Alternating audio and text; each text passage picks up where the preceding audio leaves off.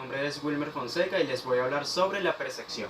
La percepción es el proceso por el cual se busca reconocer, entender y establecer una comunicación o una relación con una persona o varias personas, incluso de un determinado lugar.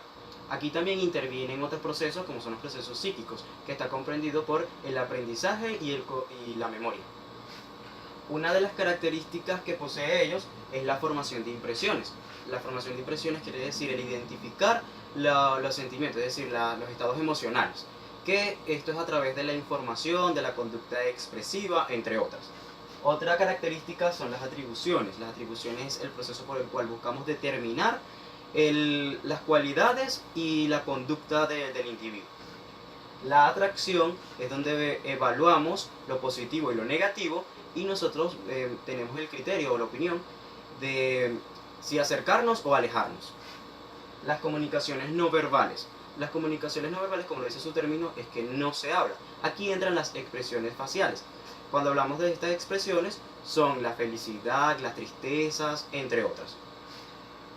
Otra de ellas es el tono de voz. Cuando hablamos del tono de voz se refiere a que cuando las personas están sacando la interpretación, los sonidos, las palabras, mejor dicho, es el sonido el que nos llama la atención en ese momento. Porque muchas personas lo hacen, por ejemplo, dicen que están alegres cuando en realidad están tristes. Y entonces a través del sonido es donde se identifica a ello. El contacto visual.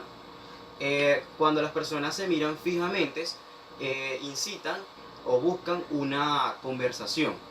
Pero esto no ocurre en todos los casos, porque muchas veces hay personas que como que repelen ello, pues no les gusta. Como por ejemplo, una persona enferma no les gusta que los miren. Los movimientos corporales. A través de los movimientos corporales se puede identificar el sentimiento o la emoción que tenga esa persona en el momento. Por ejemplo, cuando una persona está enojada, siempre empuña sus manos y cuando camina, siempre camina un poco fuerte. Los factores ambientales. El primero es el ecológico. Cuando hablamos del ecológico se refiere al entorno donde está el individuo. Organizacional. Cuando nos referimos a la organizacional es de la estructura y la función que ésta tiene dentro de su ambiente laboral. Y esto vemos cuál es la conducta que ésta tiene, el porqué de la conducta que éste tiene.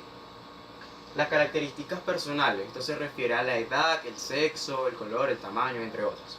Los conductales, esto es porque se refiere a que muchas veces hay grupos donde está la persona y él como que copia esas conductas, el cual trae problemas tanto en el entorno familiar y muchas veces en el entorno laboral. Las propiedades reforzantes. La propiedad reforzante es cuando nosotros premiamos y castigamos para tapar la realidad. Castigamos cuando la persona ha hecho algo malo y para que esa persona se supere, las premiamos. Las características psicosociales y el clima organizacional es el último. Los factores culturales, cuando uno de ellos es la percepción selectiva, que es cuando nosotros elegimos a quién vamos a, digamos, a descubrir o a realizar dicho proceso. La experiencia previa y consecuente disposición. Esto se refiere a cuando vamos a entablar una conversación. Si hemos escuchado un término cuando estamos hablando con una persona y escuchamos un término extraño, y nosotros en el momento ya lo hemos escuchado anteriormente, se nos hace fácil el responderlo. Pero una persona, por ejemplo aquí en Venezuela, un maracucho con un arense que diga un término como por ejemplo, ellos llaman el cobre, el dinero, lo llaman cobre, un arense no lo entiende en el momento. Pero si hay alguien que lo entiende, porque anteriormente ya ha tenido comunicación, obviamente puede entablar la comunicación correctamente. El condicionamiento, esto es cuando ocurre la causa y efecto, es decir, si nosotros llegamos, por ejemplo, a un entorno laboral y sabemos que es muy bueno, entonces nosotros de una vez, la causa sería el empleo, pero el efecto sería, o la consecuencia, es que vamos a ganar bastante dinero, por ejemplo. Las figuras ambiguas. Las figuras ambiguas es cuando le damos más atención a una cultura que a la otra, y estas, al comunicarse, muchas veces interfieren en la comunicación. Gracias.